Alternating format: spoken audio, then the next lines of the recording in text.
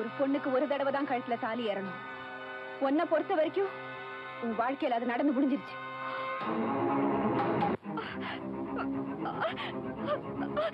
பலவந்தமாவோ பலாத்காரமாவோ இந்த தாலி என் கழுத்துல நிறுத்தி வைக்க முடியாது. இந்த தாலி எப்போ உன் கழுத்திலே இருக்கணுங்கிறதுக்காக நான் காவலும் இருக்க முடியாது. ஒரு நிமிஷம் நான் சொல்றத பொறுமையா கேளு. அதுக்கப்புறம் இந்த தாலியை கழுத்திலேயே மாட்டிக்கிறதா இல்ல கழட்டி எறியறதாங்கிறத நீயே முடிவு பண்ணிக்க. நீ நிக்கிற இந்த இடம், இந்த பங்களா, உன்னுடைய கார், நம்ம வசதிகள், இதுக்கெல்லாம் சொந்தக்காரன் யார் தெரியுமா? இந்த தாலியை உன் கழுத்துல பலவந்தமா கட்டினானே அந்த சின்ன மணிதான். நீ நினைக்கிற மாதிரி உங்க அப்பா ஒன்னும் ஒரு பரம்பரை பணக்காரர் இல்ல. இதே ஊர்ல வசதியா வாழ்ந்துகிட்டு இருந்த எங்க அண்ணன் கிட்ட கை நீட்டி சம்பளம் வாங்கிட்டு இருந்த ஒரு வேலைக்காரர் தான். அவர் எங்க அண்ணன் கிட்ட வேலை செஞ்சுக்கிட்டு இருந்தப்ப தெரிஞ்சோ தெரியாமலோ உங்க அப்பா கிட்ட நான் என் மனசை பறி கொடுத்துட்டேன். இது தெரிஞ்ச எங்க அண்ணன் எவ்வளவோ எடுத்து சொல்லி பார்த்தாரு. ஆனா நான் கேட்கல.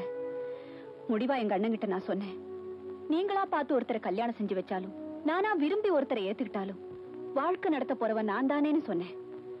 அதுக்கப்புறம் அவர் ஒரு வார்த்தை கூட என்கிட்ட பேசல. அடுத்த வாரமே உங்க அப்பா கட்டின தாலி என் கழுத்துல ஏறிச்சு. ஆனா கல்யாணமான ஒரு மாசத்துக்கு அப்புறம் தான் உங்க அப்பாவுடைய சுயரூபமே எனக்கு தெரிய ஆரம்பிச்சது. நீங்க எவ்வளவு சொல்லியும் கேட்காம நான் தப்பு பண்ணிட்டேன்னா உங்களை இந்த நிலைமைக்கு ஆளாக்குனதே நான் தானே.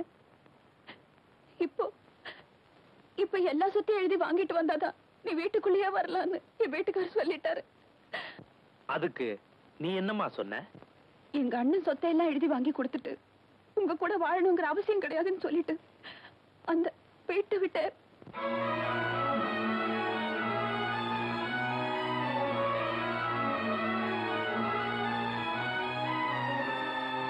மாப்பிள ஜானகி, மாப்பிள நீங்க ஆசைப்பட்டபடி இந்த வீட்டையும் உங்க பேருக்கு எழுதி வச்சுட்ட. நான் ஆசைப்பட்டபடி என் தங்கச்சி கடைசி வரைக்கும் கண் கலகாம காப்பாத்துங்க. நான் எனக்காக இதெல்லாம் கேட்கல, உங்க தங்கச்சி சந்தோஷமா இருக்கான் அதுக்காகத்தான். மாப்பிள உங்களை பத்தி எனக்கு நல்லாவே தெரியும். மணி, என்னப்பா? அத்தை மாமா எல்லாம் சொல்லிட்டு புறப்படு, நாம இந்த வீட்டை விட்டே போலாம். அத்தை போயிட்டு அத்தை. மாமா போயிட்டு மாமா. போடா, போய் பைய எடுத்துட்டு வா. சரிப்பா. அண்ணா அண்ணா, எனக்காக நீங்க ஏன் வீட்டை விட்டு போகணும்? நீ நல்லா இருக்கணும்னா நான் இந்த வீட்டை விட்டு போகணும். பாப்பா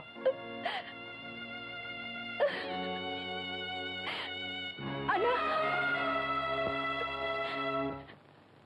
வீட்டை விட்டு வெளியே போனதுக்கு அப்புறம் எவ்வளவோ வசதியா வாழ்ந்துட்டு இருந்த எங்க அண்ணன் ஒரு கூலிக்காரனை விட கேவலமா குடிசையில வாழ்ந்தார். அந்த நேரத்தில் அவருக்கு வந்த சக்கரை வியாதியை குணப்படுத்த அவரால் முடியல. அப்பதான் அவரை பாக்குறதுக்காக நான் ஆஸ்பத்திரிக்கு போனேன்.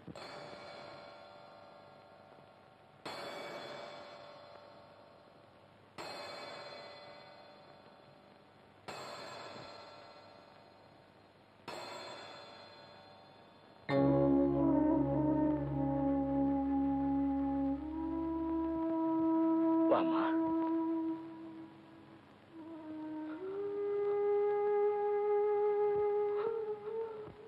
ஆபரேஷன் தான் முடிஞ்சு போச்சே, அப்புறம் என்ன அழறீங்க? இன்னொரு காலம் எடுத்தாதான் உங்க அண்ணனை உயிரோட பார்க்க முடியும்னு டாக்டர் சொல்லிட்டாருமா. டாக்டர் சொன்னா உங்க நல்லதுக்கு தான் சொல்லுவாரு. ஒரு காலுக்கு நீ இருந்த, இன்னொரு காலுக்கு நான் இருக்கேன்னா.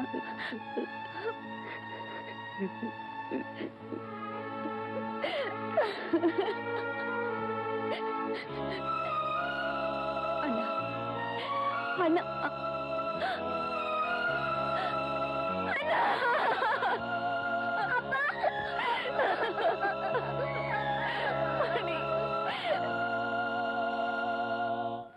அண்ணன் இறந்த கையோடு உங்க அப்பா அவனுக்கு இருக்கிற ஒரே வாரிசு பையன்தான், அவனை கொன்னுட்டா சொத்துல பின்னால பிரச்சனையே வராதுன்னு அடியாள் கிட்ட சொல்றத கேட்டேன்.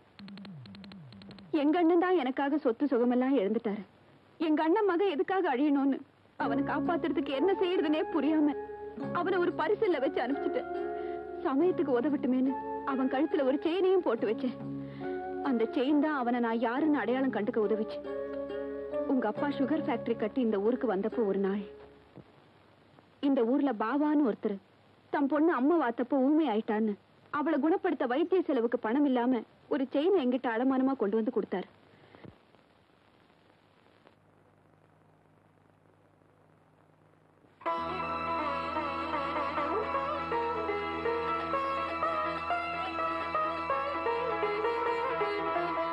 வாங்க, இத பாருங்க. இது உங்க நகை இல்லைன்னு எனக்கு நல்லா தெரியும். தயவு செஞ்சு சொல்லுங்க, இது எப்படி உங்க கைக்கு வந்தது? அது தயவு செஞ்சு சொல்லுங்க. அம்மா, என் மக வைத்திய செலவுக்காக நீங்க உதவி செஞ்சீங்க. அதனால இந்த உண்மையை சொல்றேன். 20 வருஷத்துக்கு முன்னால ஒரு நாள் ராத்திரி பரிசலை கட்டிட்டு கரையேறும்போது யாரோ அலற சத்தம் கேட்டுச்சு. திரும்பி பார்த்தா ஒரு பையன் உயிருக்கு போராடி தத்தளிச்சுக்கிட்டு இருந்தான். அவனை காப்பாத்தி கூட்டிக்கிட்டு வந்து என் மகனா வளர்த்துக்கிட்டு வந்தேன். அவன் கழுத்துல இந்த சங்கிலி இருந்துச்சு. அவர் சொன்ன விஷயத்தை வச்சுதான் எங்க அண்ணன் மகன் உயிரோடு இருக்கிற விஷயமே எனக்கு தெரிஞ்சது. வெளியே தெரிஞ்சுட்டா உங்க அப்பாவுக்கு இருக்கிற செல்வாக்குக்கு எங்க சொத்துக்கு ஆசைப்பட்டு சின்ன மணிக்கு ஆபத்து வந்துருமோன்னு பயந்துதான் இது வரைக்கும் சொல்லல. இதோட மட்டும் நான் அனுபவிச்ச வேதனை முடியல. ஒரு பொண்ணு வாழ்க்கையில எதை வேணாலும் தாங்கிக்குவா. ஆனா அவ புருஷன் இன்னொரு பொண்ணு கூட தொடர்பு வச்சிருக்கிறத மட்டும் அவளால தாங்கிக்கவே முடியாது. நான் அதையும் சந்திச்சேன். எந்த வேலைக்காரரா எங்க வீட்டுக்குள்ள நுழைஞ்சு என் மனசுல இடம் பிடிச்சாரோ அவரே நம்ம வீட்டுல வேலை செஞ்சிட்டு இருந்த வேலைக்காரி கூட தொடர்பு வச்சுக்கிட்டு அவளுக்கு எடுத்து கை விட்டுட்டாரு. குழந்தையும் கைமா ஆஸ்பத்திரியில படுத்திருந்த அவளை பார்க்க நான் போனேன். டாக்டர், இப்ப எப்படி இருக்கு? இன்னும் 2 மணி நேரம் கழிச்சுதான் சொல்ல முடியும். நீங்க இவங்களுக்கு சொந்தமா? ஆமா.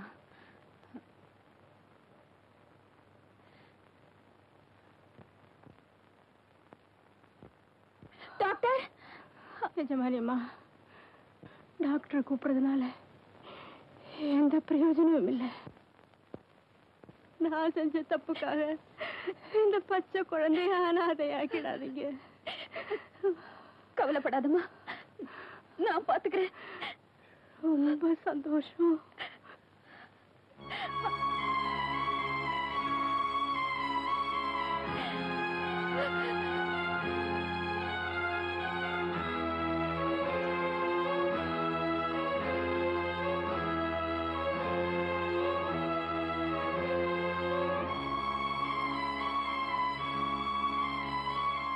அன்னைக்கு அந்த வேலைக்காரி என் கையில கொடுத்துட்டு போன குழந்தை வேற யாரும் இல்ல, நீதான். அம்மா, உங்க அப்பா செஞ்ச தப்புக்காக நான் உனக்கு தாயான, நீ என் குழந்தை இல்லைங்கிறது உனக்கு தெரியக்கூடாதுங்கிறதுக்காக நான் குழந்தைய பெத்துக்கல.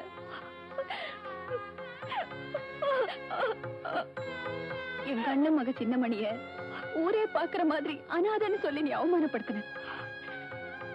இன்னைக்கு நீ யாருங்கிறத கொஞ்சம் யோசிச்சு பாருமா.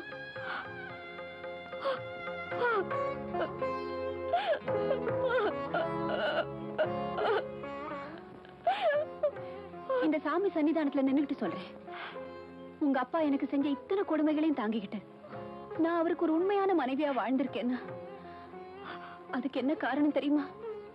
அவர் கட்டின தாலிக்கு நான் கொடுக்கிற மரியாதை தான். ஒரு தாய்ங்கிற ஸ்தானத்துல இருந்துகிட்டு மகளுக்கு செய்ய வேண்டிய எல்லா கடமையும் செஞ்சுட்டேன். உங்க அப்பா உனக்கு வேற இடத்துல கல்யாணம் பண்ணி வைக்க நினைக்கிறாருமா? பிடிஞ்சா நிச்சயதார்த்தம்.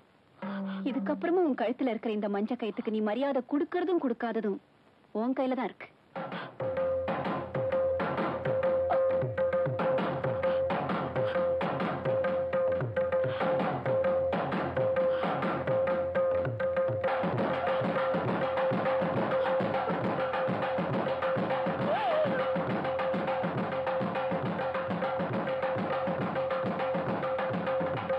இங்க பாருங்க, இது ஒரு அவசர கல்யாணங்கிறதுனால என் மகளுக்கு செய்ய வேண்டிய சீர் சிறப்புகள் எல்லாம் ஒண்ணும் குறை வைக்க மாட்டேன். உங்களுக்கு என்னென்ன தேவையோ சொல்லுங்க, அதெல்லாம் செஞ்சு முடிக்கிறேன். சீமான் செல்வதுரை வீட்டுல பொண்ணு எடுக்கிறதுக்கே நாங்க கொடுத்து வச்சிருக்கணும். இதுக்கு மேல சீரு சனத்தை எல்லாம் எங்களுக்கு வேணுங்களா? என்ன ஜானகி அம்மாவை கூப்பிட்டீங்கன்னா தாம்பலத்தை மாத்திக்கலாம். ஆமாங்க, நேரத்தோட வெத்தலை பாக்கு மாத்திக்கிட்டோம்னா வந்த வேலை முடிஞ்சு போயிடும் பாருங்க. ஜானகி, தாம்பூல தட்டு மாத்திக்கமா?